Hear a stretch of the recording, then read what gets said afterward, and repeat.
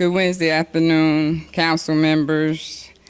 I am Queen Zakia Shabazz, mother of a lead-poisoned son, founder of United Parents Against Lead, and an organizational member of the Virginia Environmental Justice Collaborative.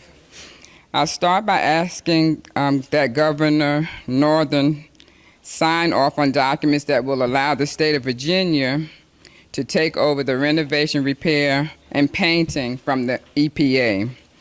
It seems that the former governor began the process, but DPOR made a few revisions to the documents and handed it back to Governor Northam, and it sits on his desk awaiting to be signed. And we are waiting for that to go through because we know it will be more stringent. The states will be more stringent than EPA. Secondly, I asked for more oversight of state-funded lead projects like the lead service line replacements to ensure transparency, compliance, equity, and community inclusion, to ensure that training and jobs are available for community residents affected by lead and other environmental hazards. Funding must be made available for nonprofit organizations like United Parents Against Lead and like those organizations that make up the Virginia Environmental Justice Collaborative. And lastly, I appeal to you as a teacher of first grade students who, after having received my training and teaching license through Old Dominion University's Career Special Program, I now find myself the target of retaliation by Richmond Public Schools after revealing elevated lead levels in the water fountains of 2 elementary schools in Richmond. One of those schools I was teaching at. Since the revelation of the lead in the water, my employment has been terminated, and I have been stripped of my license. My grievance has gone unresolved. After advancing to the 4th and final step, RPS, Richmond Public School, did not follow state guidelines on grievance procedures and did not assign a hearing officer to resolve my grievance, but chose instead to fire me from my position as a teacher. I was fired even while on medical leave, and RPS has failed to produce documents that they say are the basis for firing me. RPS must be held accountable to make sure that our children have clean, safe drinking water. The Virginia General Assembly mandated that all school districts in Virginia test school drinking fountains for lead and implement a remediation plan, and that the testing results and the plan be made public. RPS has failed to do this. We demand accountability and responsibility on behalf of RPS children. Thank you. My name is Lainey Sullivan. I'm a resident of Richmond, Virginia, but I'm part of the Yogaville international community, so I'm in Buckingham fairly often and have been working with Union Hill and Yogaville on the issue of the compressor station and the ACP. I'd like to suggest that you recommend to the governor to move the compressor station. As an activist, to me, it's already we're already collaborating more than we would like to even say that the compressor station can exist.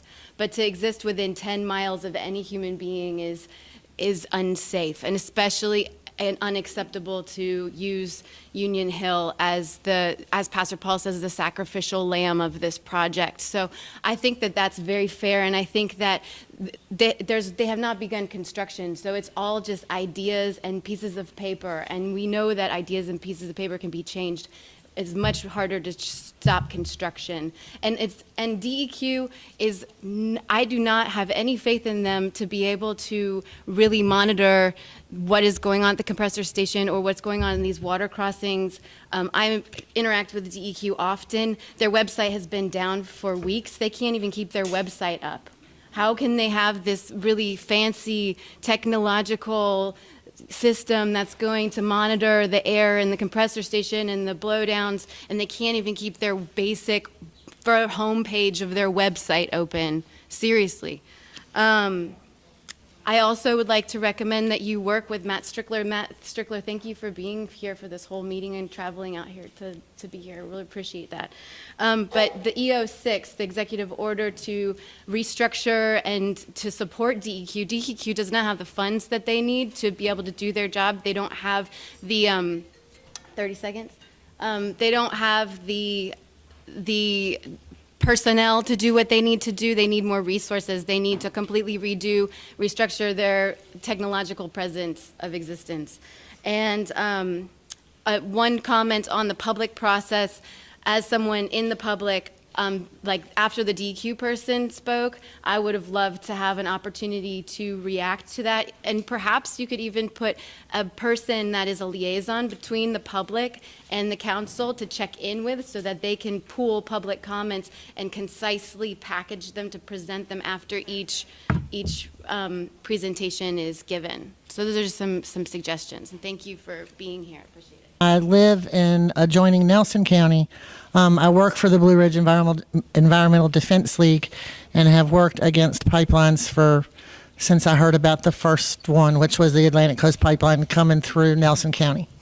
I want to speak specifically to something that happened here today, and that is when Dominion was up here talking, and they were talking about the statistics and way they filed the information with FERC because it's FERC policy.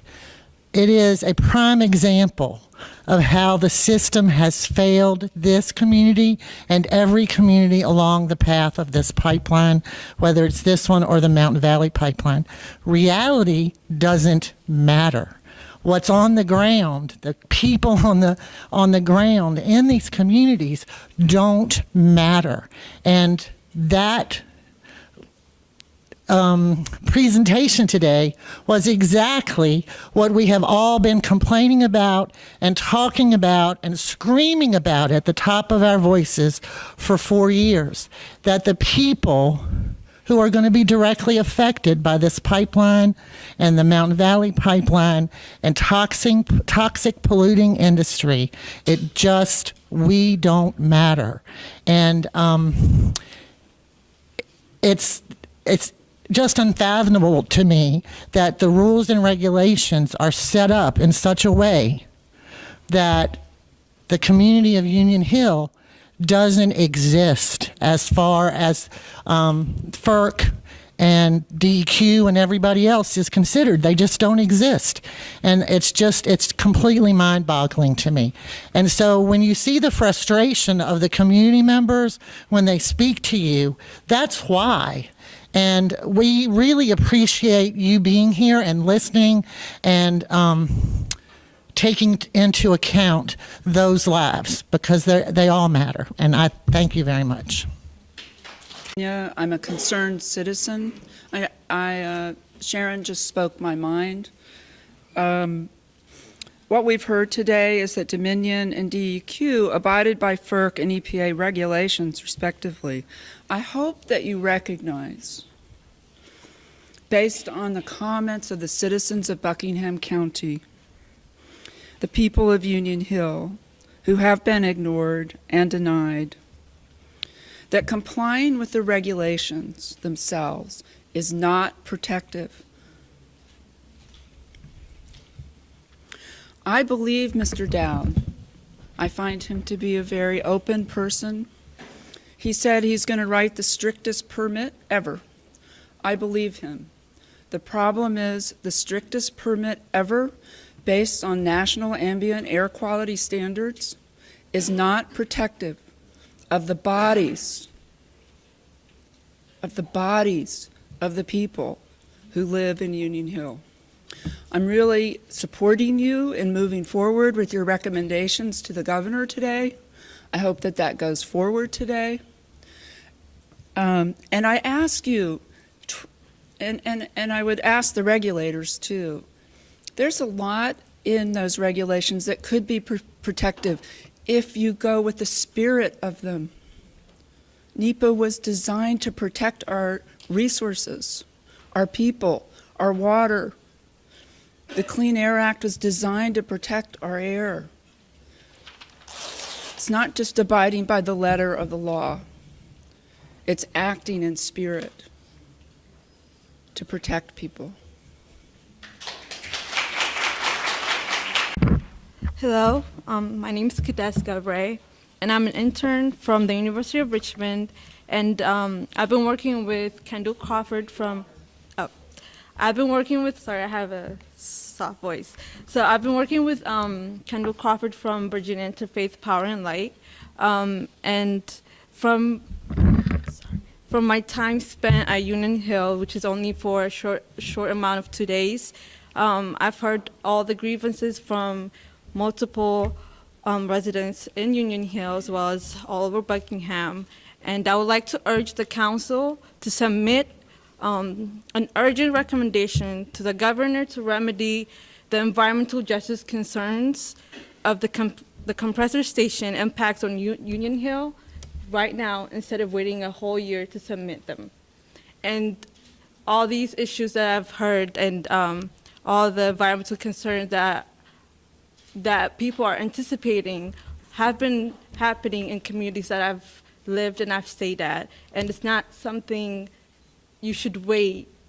You should prolong to answer. These are issues that need answers urgently, and I'm urging the council to submit the recommendation made by the council to the governor.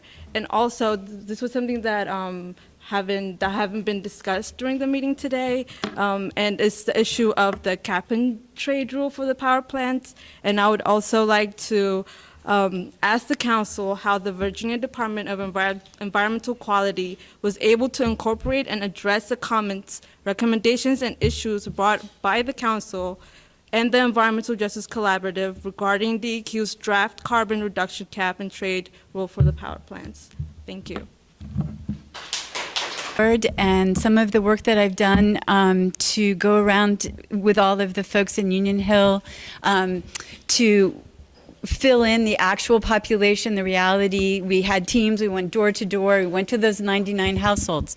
But what I'm going to ask this committee to do is to follow the letter of the law. NEPA EO 12898, Federal Action to Address Environmental Justice in Minority Populations and Low-Income Populations, which was the basis of my work. 1, consider, quote, the composition of the affected area, unquote. Nothing about census. To determine whether low-income, minority, or tribal populations are present and whether there may be disproportionately high and adverse health or environmental effects on these populations. 2, consider relevant public health and industry data concerning the potential for multiple exposures or cumulative exposure to human health or environmental hazards. Here's the quote that I want you to hear. In the affected population, unquote, as well as historic patterns of exposure to environmental hazards. 3rd, recognize the interrelated cultural, social, occupational, historical, or economic factors that may amplify the natural and physical environmental effects of the proposed action. So no, it is not the law. There is no part of NEPA, none, zero, none. I've read every word. I've read all of the thousands of pages in the ACP application. God knows, I've read every single page of FERC's FEIS, and that was in FERC's FEIS. And then on page 4, 5112, they say no census tracts within 1 mile of ACP have a minority population. We determined that it is designated low income, but none of the census tracts are designated minority environmental justice populations based on the methodology described above. I'm sorry, they did not do the methodology described above, which was to look at the affected population, to look at the area of the impact. Nowhere do we have to rely on census tract information, so that's patently wrong, and that's why I'm upset, because this is what we've been up against for 4 years, these kinds of so-called truths, which are not truths, and then we spend hours and hours trying to prove something else. Second, Dominion said that no, it's not intended to go to Cove Point, but their own map shows that. And I was at the stockholder meeting when CEO Farrell opened his stockholder meeting with the exports at Cove Point, not the mention of the power plants, which they just closed. One of them, they're not building one, and they're idling others, because in the first quarter of 2018, FERC reported only 3% of new energy came from gas, 97 from renewables. Thank you. Thank you. I'm Jiva Abate from Yogaville Environmental Solutions. I've been tracking this process for the last 5 years, from the point where I came to Dominion's hearing and said, so we're all going to get natural gas at a good price? And they said, no. Basically, we're taking your land, and henceforth we began researching, and now we're here. So I'm also a member of the Salish Kootenai tribes of the Flathead in Montana. So I want to reiterate the chief's point that we as humans have a spiritual duty to be protectors and stewards of the land which supports us. It is our home.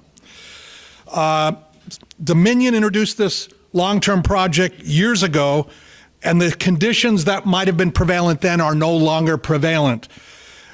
Fracking has made the U.S. one of the top worldwide producers of gas and oil. We don't have the conditions that led to the FERC being composed in the first place. The U.S. has been mired in a glut of gas. They've had to close some 20% of their fracking wells. We now know that methane impacts global warming. It's not the bridge to clean energy future. And particularly even Dominion sees their business model has to change, with solar becoming more important and renewables becoming more effective. The 800-pound gorilla underlying all these environmental justice issues is the lack of domestic need, which is a key condition that has changed for these pipelines. The justification provided of subsidiaries of the same companies signing up is absurd. And the dissent of the senior FERC commissioner attests to that.